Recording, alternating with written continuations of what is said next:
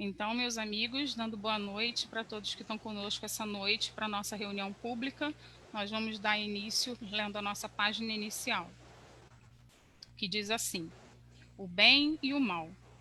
Os conceitos de bem e de mal existentes nas obras espíritas são muito claros. São de abrangência universal e atemporal, além de não produzirem dúvidas ou interpretações equivocadas, pois estão destinados a todas as pessoas, independentemente do nível evolutivo em que se encontram. Para os espíritos da codificação espírita, o bem é tudo o que é conforme a lei de Deus, e o mal é tudo o que dela se afasta. Assim, fazer o bem é proceder de acordo com a lei de Deus, e fazer o mal é infringir essa lei.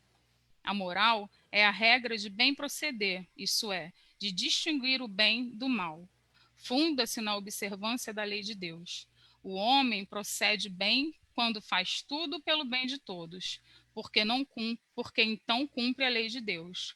A prática do bem se resume no amor. O amor resume a doutrina de Jesus toda inteira, porque é o sentimento por excelência, e os sentimentos são os instintos elevados à altura do progresso feito. Não fazer o mal não é suficiente para o espírito progredir. É preciso que faça o bem no limite de suas forças, pois cada um responderá por todo o mal que haja resultado de não haver praticado o bem. O mérito do bem está na dificuldade em praticá-lo. Conteúdo extraído da nossa codificação espírita. E nesse momento, com o pensamento conectado, todos nós aqui pelas ondas da internet, conectados em pensamento com os espíritos benfeitores que coordenam os trabalhos na casa de Bezerra de Menezes, elevamos a Ti, Mestre Jesus, o pensamento, em gratidão primeiro por estarmos aqui, pela permissão de estarmos, ainda que distantes fisicamente, conectados pelo Teu amor e pela vontade que temos de evoluir e aprender cada vez mais com essa doutrina que tanto nos esclarece. Para cada amigo que vai chegar aqui hoje, pelas ondas da internet, através do Facebook, na nossa reunião do Zoom, e todos aqueles que, mesmo que não conectados, estejam em pensamento conectados a essa casa, que possamos, Mestre, estar com os nossos corações e mentes abertas para receber o que a nossa irmã vai trazer de reflexão para nós nessa noite. Muito obrigada. Fica conosco, graças a Deus.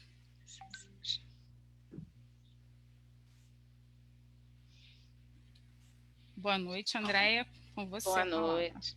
É até que horas? Até umas 5 para as 9. Tá. Tá? Tá, de repente... Posso interromper? Oi? Rapidinho, é que assim, normalmente quando está passando pelo Facebook, aparece aqui em cima. Está conectado no Facebook mesmo? Tá ali, live em Facebook. É que não apareceu aqui, desculpa então. Nada, tudo bem. Não, está escrito ali. Bom, será que, não sei, se der o tempo der, será que no final tem algum problema se a gente colocar uma música? Não, tem problema negócio, não. A minha questão é questão de direito autoral, mas eu acho que não tem não, né? Vamos ver, se der a gente vai. Bom, Boa noite. Quem não me conhece, eu sou André Emília, eu sou aqui do 29º Seu Bambu e frequenta o Grupo Espírita Fraternidade Mobrão, que fica no bairro Jabu. E a gente foi convidada hoje para falar de um assunto assim, light, né? Que é um capítulo do livro Sexo e Obsessão, que tem sido objeto de estudo da União Espírita Dr. Bezerra de Menezes nesse mês de agosto, que, claro, por ser o aniversário do Dr. Bezerra, dedica os estudos à obra do Dr. Bezerra de Menezes, né? E a gente está responsável por falar do capítulo 3, que se chama A Comunidade da Perversão Moral. A gente não vai entrar a fundo nesse assunto, porque a gente vai falar dele, vai fazer uma contextualização, porque ele é muito pesado. Então, a gente não está na casa espírita, né?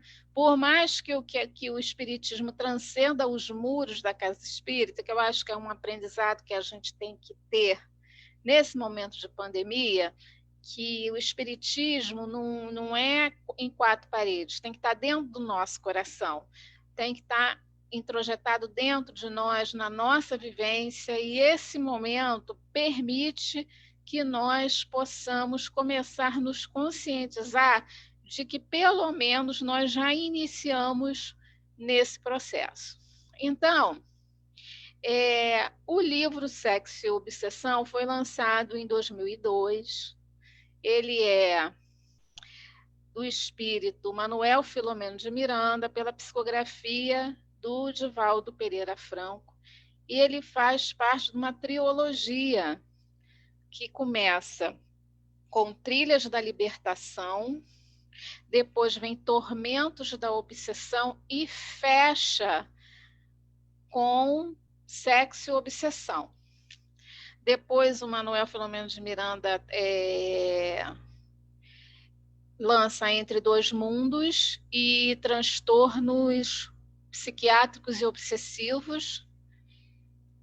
E aí, agora, né, ele lança mais uma trilogia que é Transição Planetária, Amanhecer de uma Nova Era e Perturbações Espirituais. E se a gente for parar para estudar, essa trilogia que a gente vai falar dela, apesar de falar de sexo e obsessão, a gente está falando dessa trilogia, esses 3 livros mais recentes do Manuel Filomeno de Miranda é a continuação desse desmonte aqui. E o interessante, gente, é que esses 3 livros, isso tudo, eles são a continuação do livro Libertação, do André Luiz, pela psicografia do Chico Xavier. E a gente vai ver o porquê. A gente vai ver isso, lendo aqui. E o doutor Bezerra de Menezes ditou um livro, um romance, para Dona Ivone Amaral Pereira, chamado Dramas da Obsessão, que também se insere em todo esse processo dessa comunidade enorme, divididas em organizações, que vem sendo desmontada. Em que sentido? Esses companheiros e companheiras que se locupletam do mal, eles vêm sendo evangelizados. Eles vêm mudando de lado, como se fala. Eles estão vindo para o lado do Cristo, né? Então, rapidamente, só para a gente falar um pouquinho, Trilhas da Libertação. O que Trilha da Libertação fala? Mostra a ação de uma organização da erraticidade, cujo propósito é destruir Jesus. Por quê? Porque Jesus está conseguindo agarinhar os frequentadores dessas comunidades para ele. E como é que eles fazem isso? Tentando destruir o trabalho do bem, atingindo a fraqueza dos seus adeptos, principalmente aqueles que ele chama do exército do Cordeiro, que somos nós espíritas. Então, lá nesse livro, tem um capítulo muito interessante que é chamado Os Gênios das Trevas, que mostra a eleição de um novo chefe daquela agremiação, capaz de vingar-se dos seguidores do Consolador Prometido por ter libertado o chefe anterior, que era o Gregório, lá de Libertação. Como é que a gente sabe disso? Assim nos fala o Manuel Filomeno de Miranda. Libertado das regiões infernais, antigo comandante das forças do mal, que reencontrou em Jesus a porta estreita da salvação, graças aos esforços sacrificiais e renúncia de sua genitora. O Gregório teve todo aquele trabalho. Quem não leu, vale a pena ler, que é um livro belíssimo. e a dedicação do espírito que reencarnou diversas vezes como mãe dele. Aqueles que permaneceram no esquema da impiedade reuniram-se para tomar providências em conjunto contra o que denominaram como os exércitos do Cordeiro, que detestam. E aí esse chefe assumiu, ele reúne os chefes das várias seções da sua organização para traçar um plano, e ele coloca o título das 4 verdades, né? Das 4 legítimas verdades, que a gente vai falar um pouco sobre elas, porque Sexo e Obsessão fala de uma delas. Depois vem Tormentos da Obsessão.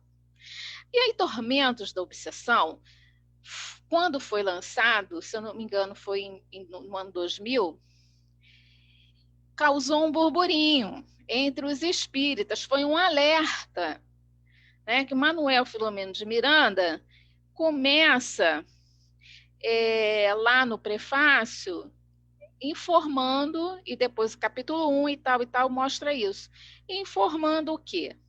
Que o nosso querido companheiro Eurípides Barçanufo construiu na erraticidade o Sanatório Esperança. Com que objetivo?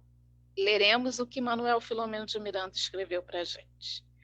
No qual se encontram internados inúmeros irmãos, falidos e comprometidos com o seu próximo, em lamentáveis estados de perturbação, sedentos uns de vingança, despedaçados outros pelas circunstâncias urtizes e fatores de desespero, abandonado os compromissos nobres, que substituíram pela alucinação e pelo transtorno moral que se permitiam. Até aí tudo bem. Aí Manuel Filomeno de Miranda continua. Nesse nosocômio espiritual, encontram-se recolhidos especialmente pacientes que foram espíritas fracassados, graças à magnanimidade do benfeitor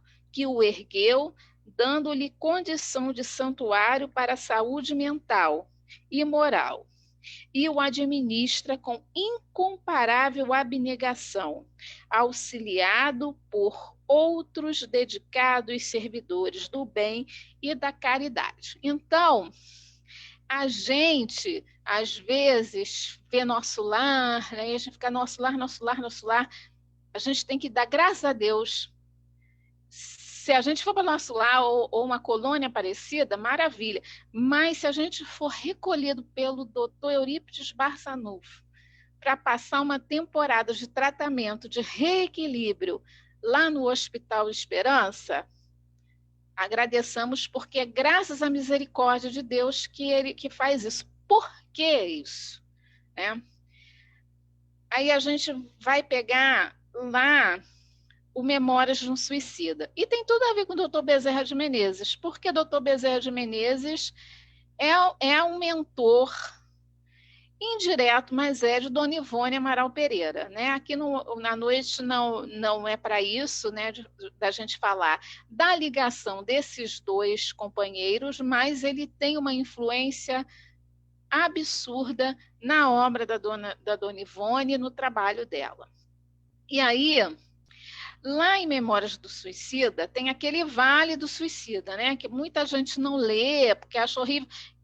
Assim, se a gente parar para ler Sexo e Obsessão, a descrição que o Manuel Filomeno de Miranda nos traz do que é esse espaço psíquico na erraticidade é muito mais pesado do que Memórias lá no Vale do Suicida. Mas vamos lá.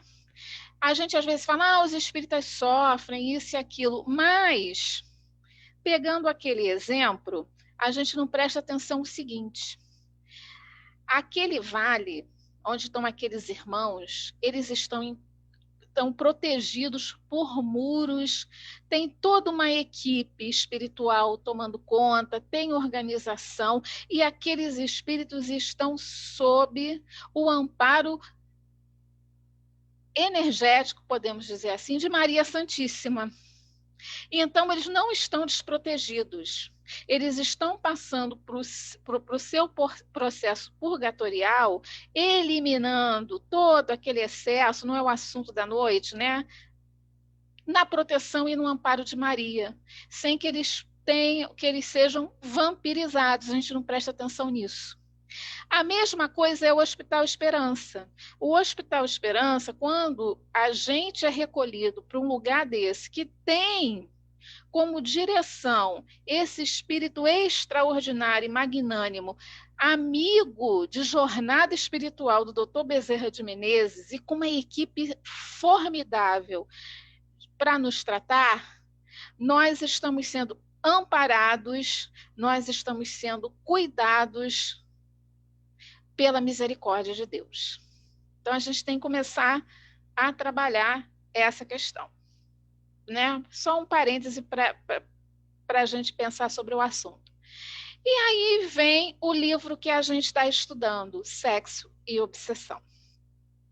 E o que tem de interessante em Sexo e Obsessão é que o espírito Manuel Filomeno de Miranda vem chamar a atenção para o que nós estamos fazendo das nossas emoções, dos nossos afetos enquanto nós estamos encarnados.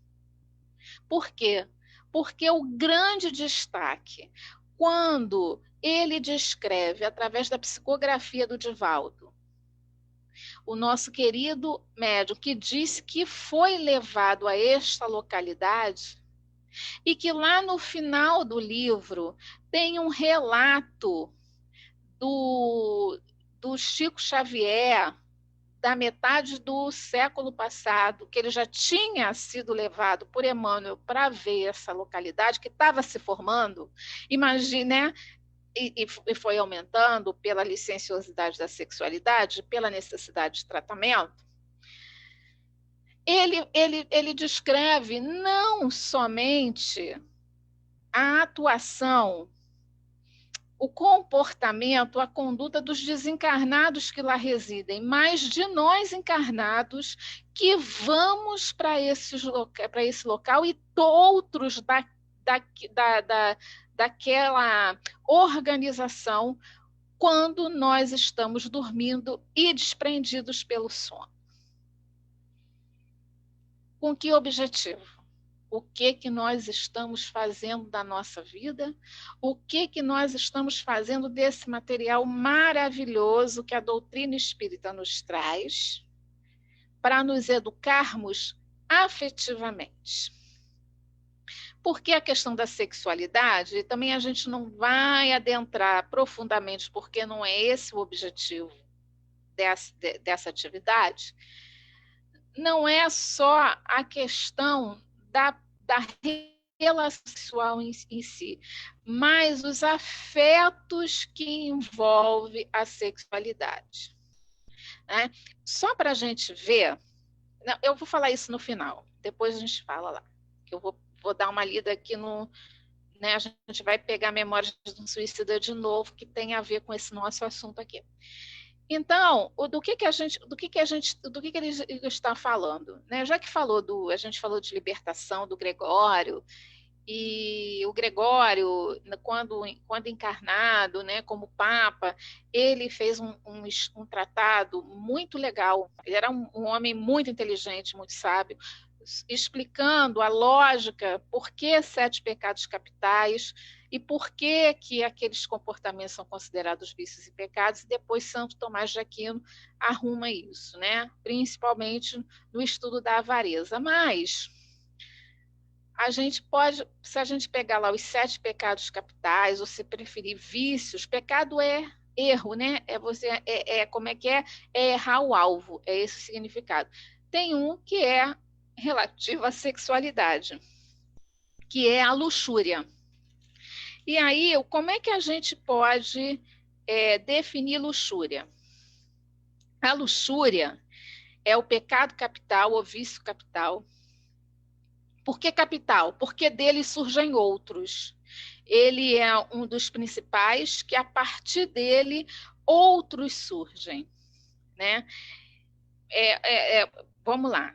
A luxúria é o pecado capital baseado na busca desenfreada pela realização dos desejos sexuais, ou seja, da questão da libido, né?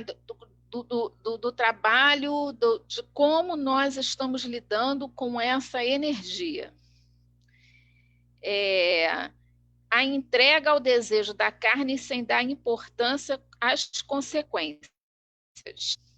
E aí, a gente estudando, aí, quais são as consequências da luxúria?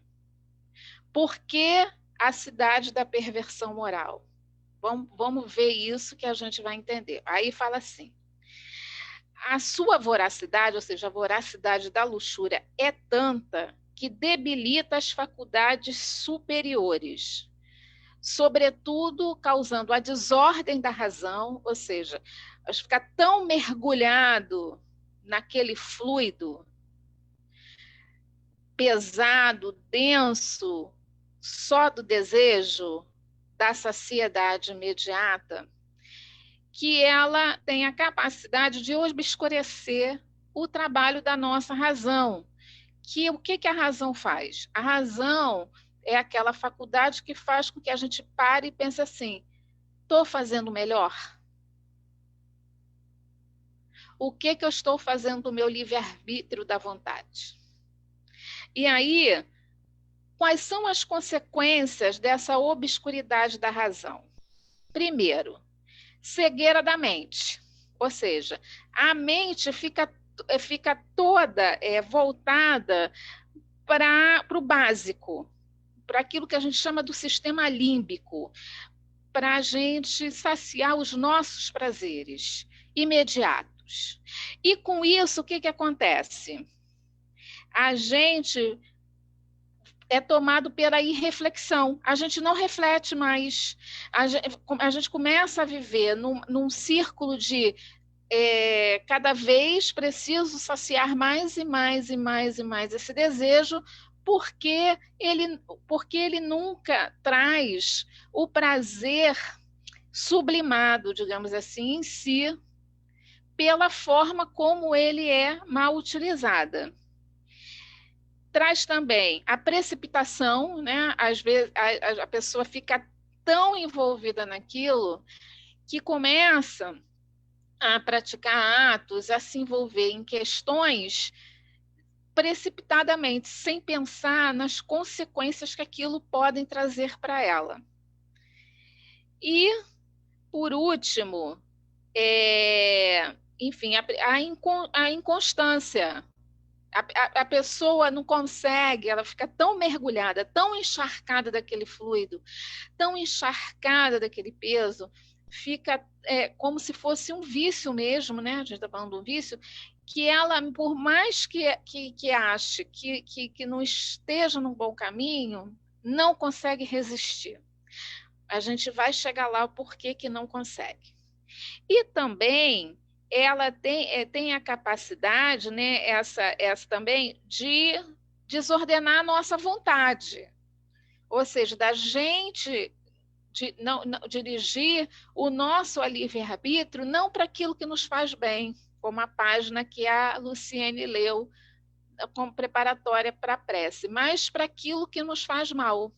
E aí, com isso, vem o quê? Vem o enfraquecimento do auto-amor, ou seja, a baixa autoestima, porque a gente nunca se sente amada, nunca se sente saciado, nunca está satisfeito, entendeu? Está sempre buscando se realizar em questões efêmeras, muito ligado ao corpo, ao físico, à estética até. Também. E também vem o ódio a Deus, a consciência vem pesando, e vai ouvindo as coisas, né? Que isso não faz bem, isso e aquilo, e aí execra a religião, tira Deus da sua vida, o materialismo. Aí Deus não existe, A vida é uma só, eu tenho que aproveitar, né? Porque a vida é curta e por aí vai. Apego ao mundano, apego aos prazeres da matéria mesmo. E aí vem a bebida, a comida, as drogas e tudo mais. A música de baixa qualidade, que tem a ver com essa comunidade da perversão moral e o planejamento para corromper a sociedade, a questão das artes não elevadas, de não se ouvir coisa boa, a literatura, isso tudo, né, que vai nos tornando medíocres e não sem a possibilidade de elevar, porque a arte é feita para elevar.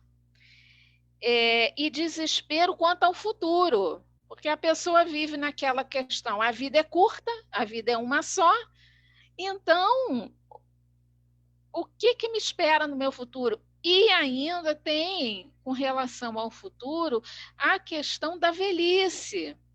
Porque se a gente é muito apegado ao mundano, ao nosso corpo, à medida que a gente vai envelhecendo, esse corpo não vai deixando de ser interessante para essas questões.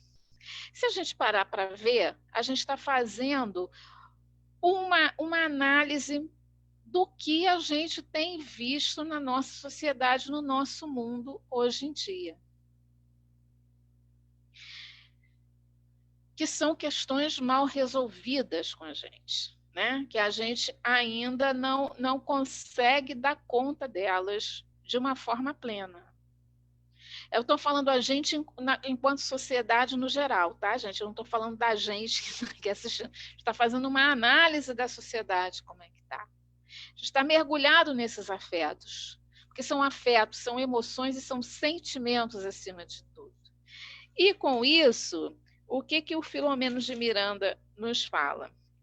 Que a gente, quando não está vigilante, quando não está trabalhando essas questões, quando a gente não está procurando Deus, quando a gente não está se sacrificando, se esforçando para fazer a nossa reforma íntima, para construir o reino de Deus no nosso coração, no nosso íntimo, quando a gente está desprendido pelo sono, por estarmos, enquanto sociedade, né, muitos, encharcados desse fluido muito pesado, nós somos quase automaticamente levados magneticamente para esses lugares, para continuarmos a essas atividades. E aí o Manuel fala o seguinte, sobre a comunidade da perversão moral. Como é que ele descreve? Comunidade totalmente dedicada à perversão sexual, dirigida por implacáveis sincários da humanidade que ali reúnem o deboche, a degradação, o cinismo, a rudeza do trato, onde encontravam inspiração muitos indivíduos reencarnados e dali procedentes na área da mórbida comunicação social, da literatura doentia e da arte escabrosa para os seus espetáculos de hediondez e degradação moral. Reduto imenso criado pelas emanações morbíficas, aquilo que a gente falou desses fluidos pesados, das próprias criaturas da Terra, que para lá seguem imantação magnética opcional, né? Porque tudo é feito para a gente não ir, mas às vezes a gente não consegue, porque ainda não tem consciência, ainda não tem um trabalho bem elaborado de autoamor. Quando parcialmente desprendidas pelo sono físico, constituía um sorvedouro de paixões primárias que no passado destruíram culturas e civilizações, qual está acontecendo no presente com grande parte da nossa sociedade. Então, aqui tem uma coisa muito importante. O que o Manuel Filomeno de Miranda está nos informando quando ele fala assim? Constituía um sorvedor, é como se fosse um redemoinho que vai sorvendo aquela energia dessas paixões primárias. Ou seja, a misericórdia de Deus permite que hajam essas organizações, essas comunidades na espiritualidade, porque à medida que nós, espíritos, vamos vivenciando essas situações, a gente vai se desgastando. A gente vai começando a ficar entediados. A gente vai começando a sofrer.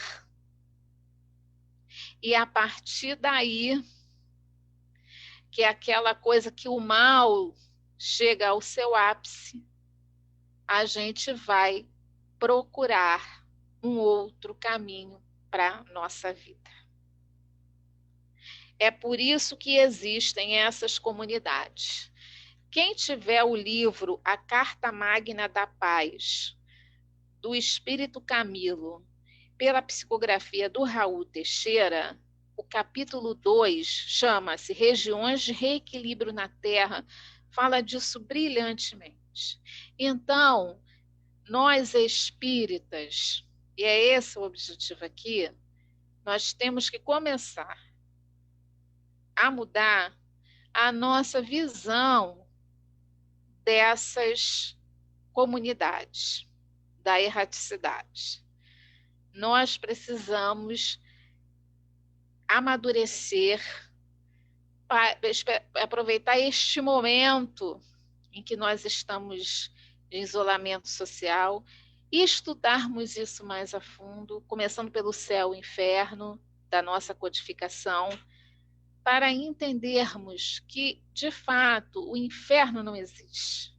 Para começarmos ou desconstruirmos de vez, e na medida do possível, o máximo possível, essa noção atávica que a gente ainda traz daquele inferno das nossas religiões passadas, como um local de penas eternas.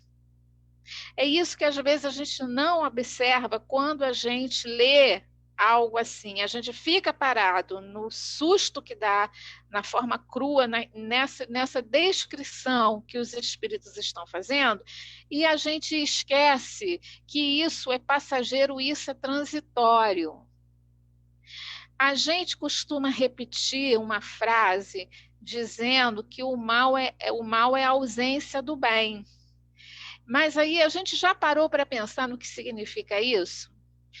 Quem fala disso, quem traz essa lógica é Santo Agostinho de Hipona, quando ele estava reencarnado, quando Santo Agostinho, numa obra magnífica que ele escreveu sobre o livre-arbítrio da vontade. Ele pega aquela lógica do Aristóteles e toda a tradição de Sócrates, Platão, daquela filosofia antiga, lembrando que Sócrates e Platão, eles são precursores do Evangelho segundo o Espiritismo, né, da doutrina espírita, está na introdução do Evangelho segundo o Espiritismo, que ele está querendo dizer o seguinte: o mal é uma realidade, mas ele não existe em substância. O que ele quer dizer isso? A filosofia, quando usa a palavra substância, significa algo que não pode ser destruído. E à medida que nós vamos nos conscientizando do bem, vamos praticando o bem, o que acontece com o mal? O mal vai sendo destruído, ele deixa de fazer parte da nossa vida. É nisso que se diz, que fala que o mal é a ausência do bem, porque ele não tem substância. Ele não tem conteúdos fortes o suficiente que façam com que ele exista eternamente dentro de nós. Por quê? Nós somos criados à imagem e semelhança de Deus, e Deus nos criou para sermos do bem. Deus nos criou para sermos amor. É essa caminhada que nós estamos fazendo. Em contrapartida, a gente tem que começar a refletir.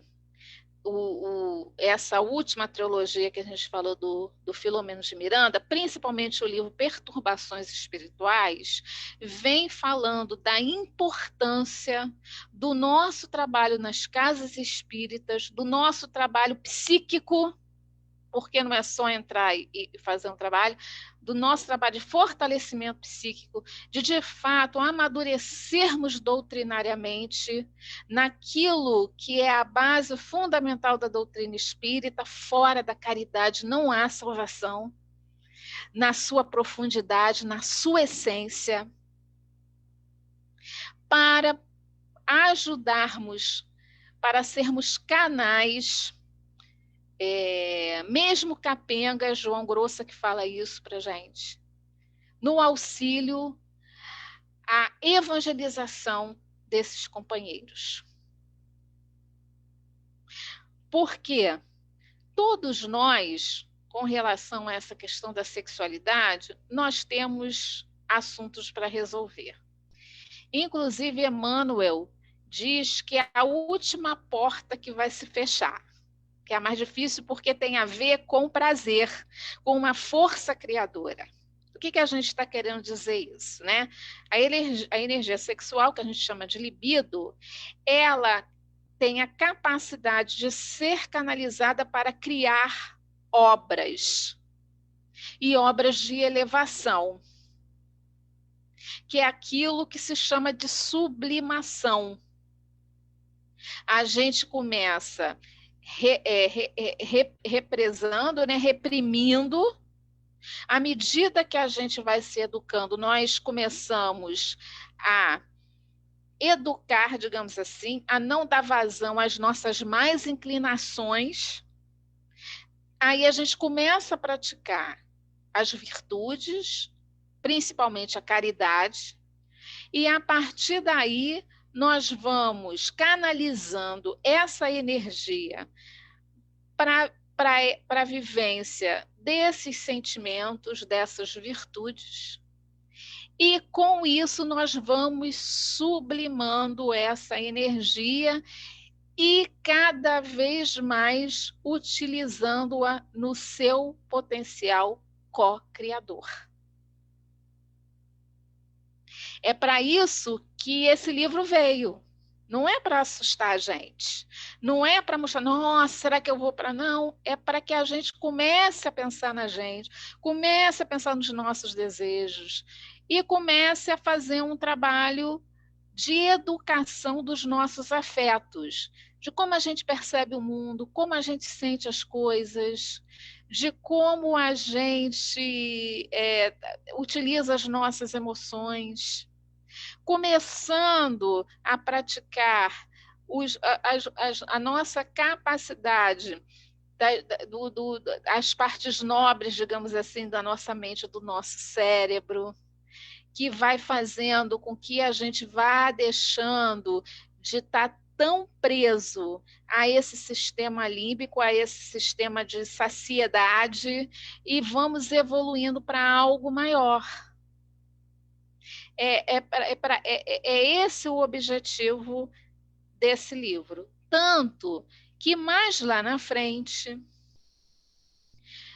o Dr. Bezerra de Menezes, quem não leu o livro, eu não vou dar spoiler do trabalho do Dr. Bezerra de Menezes, ele, em todo o trabalho que se faz aqui na Dinâmica, porque o livro espírita sério, principalmente os romances, mostra que o bem sempre prevalece. E como é que a misericórdia de Deus atua conosco. Aí ele, depois da situação, né, começar a se resolver, ele faz ele dá uma palestrinha. E aí vocês vão me permitir que a gente vai agora ler essa parte. Eu não vou entrar em estudo de ninguém, não, tá? Que está mais lá para o final. Mas como a gente está estudando Bezerra de Menezes, então vamos trazer uma fala do Dr. Bezerra de Menezes no livro explicando essa situação. Está no capítulo 19, Liberdade e Vida, do livro Sexo e Obsessão. O Dr. Bezerra faz o seguinte, ele está fazendo... O que acontece? Aí eu vou ter que dar spoiler. O grande, o chefe lá dessa organização foi esclarecido, foi evangelizado e foi levado para começar a sua trajetória evolutiva, voltar para Jesus. E aí, um bando que fazia parte desse grupo dele, dessa organização dele, foi atrás, tentando destruir a instituição em que ele estava fazendo, estava sendo feito o trabalho, enfim, mas não conseguiu, é claro, pela proteção espiritual que tinha, e alguns ficaram, através da evangelização do Marquês de Sade, que era o chefe dessa seção da organização, que era o chefe da comunidade da perversão moral, alguns que o acompanhavam também gostaram do que ouviram e foram dar uma chance para Jesus.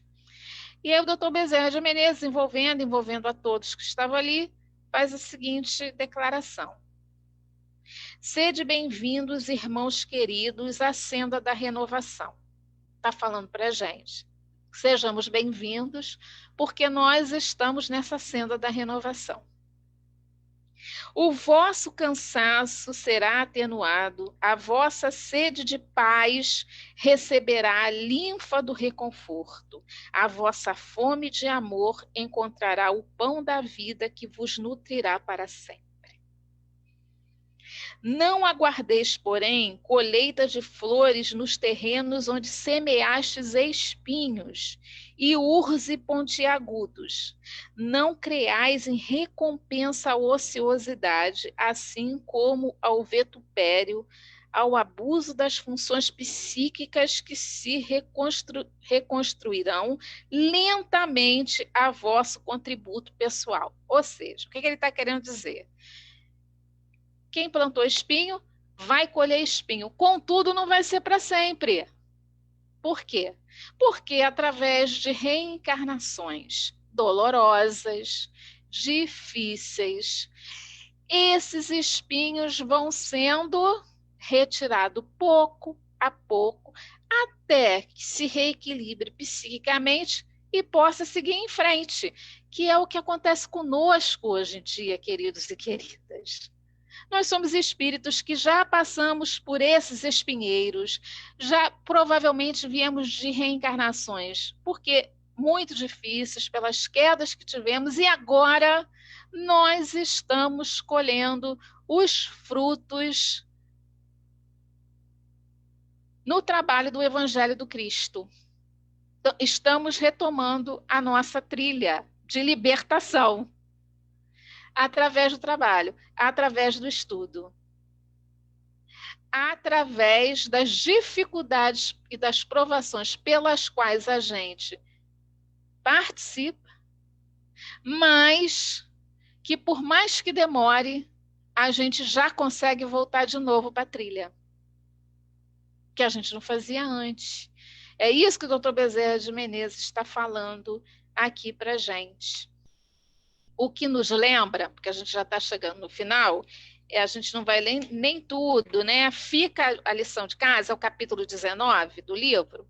O que nos lembra, Paulo de Tarso, na sua carta aos Gálatas.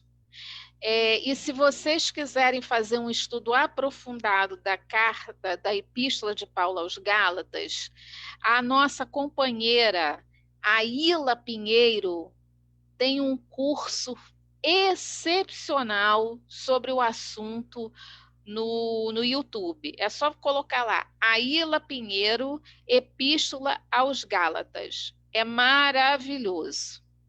A gente não vai entrar em detalhe. Mas o Paulo fala uma coisa muito interessante. Se a gente vai lendo algumas das epístolas, ele toca em Abraão. Nessa epístola aos Gálatas, ele tem uma parte que ele usa Abraão para exemplificar. Os Gálatas estavam se desvirtuando para voltar. Por quê? Porque Abraão, que formou, né, o judaísmo, aquela história toda que a gente sabe, ele não era judeu. Ele era um estrangeiro que foi para aquela terra, para uma promessa de Deus. A gente sabe a história, está lá na Bíblia. E aí Paulo sempre usa a figura dos dois filhos de Ismael e Isaac. E aí o que a gente sabe? Ismael, filho da escrava. O outro, o filho da promessa. Ismael, anjo guardião do Brasil, foi expulso de casa, foi jogado no deserto e teve que atravessar o deserto em situações de penúria para se libertar.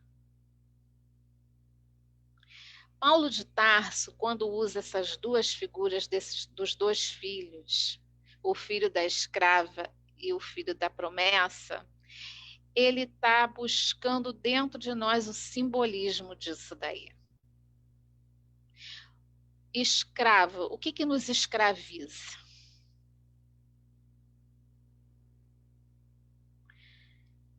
Essas nossas paixões.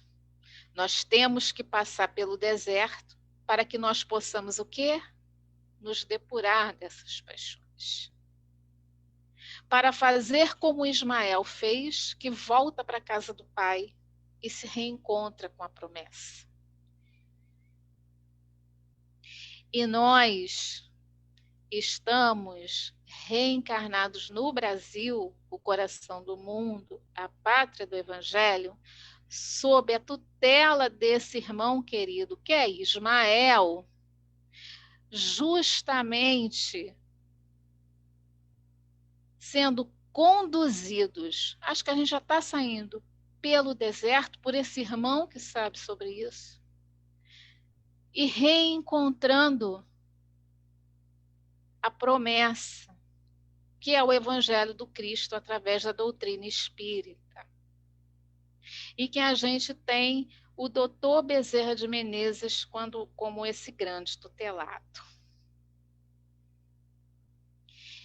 E, para a gente terminando, quando a gente estava fazendo esse estudo, a gente lembrou de Memórias no Suicida, que a dona Ivone Amaral Pereira já nos traz a condição desses espíritos, lá no capítulo 10, o manicômio, mostrando-os como, né, espíritos que chegam assim como suicidas e num estado muito dilacerado, por terem gasto o fluido, seu fluido, de forma desordenada,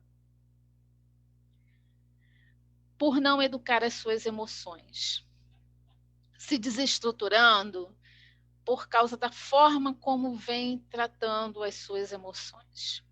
A gente não vai ler aqui, fica como dever de casa também. E a gente se lembrou também de Maria de Magdala, porque o Espírito Emmanuel, lá no Fonte Viva, não, desculpa, esquece, no livro Caminho, Verdade e Vida, capítulo 92, ele dedica um capítulo para Maria de Magdala. Parece que não tem, mas tem tudo a ver com o nosso assunto. Porque ele fala o seguinte: dentre os vultos da Boa Nova, ninguém fez mais tanta violência a si mesmo para seguir o Salvador como a inesquecível obsidiada de Magdala. Nem mesmo Paulo de Tarso faria tanto mais tarde, porque a consciência do apóstolo dos gentios era apaixonada pela lei, mas não pelos vícios. Madalena, porém, conhecera o fundo amargo dos hábitos difíceis de serem extirpados. E aí, ele começa e fala assim, ele está falando isso para a gente, para chamar a atenção que foi para ela que Jesus apareceu primeiro. Então, o recado que a gente quer dar é que nós não temos que nos sentir culpados, nem temos que nos entregar, que é esse o recado do livro Sexo e Obsessão, é essa finalidade da descrição dessa comunidade, a tristeza, a melancolia, a culpa, por causa da gente, nós estarmos titubeando ainda com relação à nossa sexualidade. O que a gente tem que ver, e aí a gente vai fazer uma junção, que nós somos Marias de Magdala. E quando a doutrina espírita vem para a gente, aqui no Brasil, no coração do mundo, na pátria do Evangelho, sendo tutelado por esse espírito magnânimo que é Ismael, sob a égide do Dr. Bezerra de Menezes, porque a gente sabe que ele é o grande articulador com outros do movimento espírita, da consolidação das bases doutrinárias no amai-vos e o instruir-vos. Nós estamos vivendo o momento do amai-vos. Com todas as dificuldades, nós temos que celebrar e sermos muito gratos a Deus por toda essa oportunidade que a espiritualidade nos dá. Bom, gente, essa música é emocionante, né? O nome dela é História de Madalena, ela é de Tim e Vanessa, dois companheiros nossos de Minas, que tem cada música maravilhosa. E a gente pensou na música para que a gente se deixe envolver e para que a gente, como a gente falou, a arte eleva. E Maria de Magdala representa esses companheiros, essas companheiras, nós que já tivemos nesses sorvedouros, nós que estamos nos recuperando desse sorvedouro, lembrando de que Jesus está conosco, o olhar de Jesus está nos acompanhando. E Ele, com certeza, está em cada antro de sofrimento desse. Lembremos também que assim que Ele desencarna, o primeiro lugar que Ele vai é dar assistência a ajudas e cometer a suicídio. Muita paz para todos. Nos foquemos no olhar de Jesus, nessa espiritualidade amiga, e vamos nos tornar esses trabalhadores, cristalizando a doutrina espírita dentro da gente, para que a espiritualidade possa ajudar esses irmãos que estão tão próximos de nós, nestes momentos tão conturbados que a Terra está vivendo, e assim como nós, eles encontrarem o caminho da verdade e da vida. Muito obrigada, gente.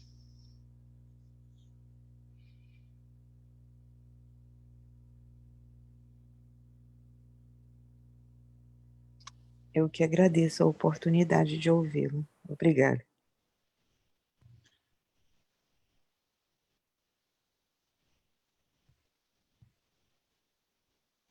Nós agradecemos a André e Miriam o estudo à noite, Agradecemos a todos os companheiros que estão presentes e participaram conosco nessa festa de vibrações. Nós lembramos que esse mês nós continuaremos com o estudo, tá? A nossa programação está no nosso informativo. Nós colocamos no grupo de reunião pública, tá? Toda a programação. Nós não costumamos falar nomes das pessoas que nos pedem prece. E hoje eu também não vou falar, porque nós temos 12 pedidos aqui, para 12 pessoas. 4 pensamentos. Então, eu vou pedir para que todos nós unamos os nossos pensamentos em prece e vibremos por essas pessoas que foram pedidas prece, entre encarnado e desencarnado, que os encarnados estão enfermos, necessitando de apoio e amparo espiritual também, né? Mas todos nós, de uma certa forma, estamos necessitados desse apoio, desse amparo. Então, vamos unir os nossos pensamentos em prece e vamos dizer assim: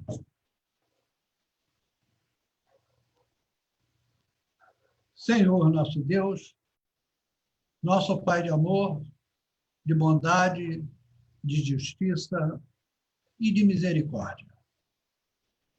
É por tua misericórdia que estamos aqui reunidos nesta noite, bebendo esses ensinos que hão de se fazer como néctar da nossa vida, trazendo-nos a luz do esclarecimento, o entendimento do porquê, do como, daquilo que somos, por que estamos aqui, qual é a nossa real finalidade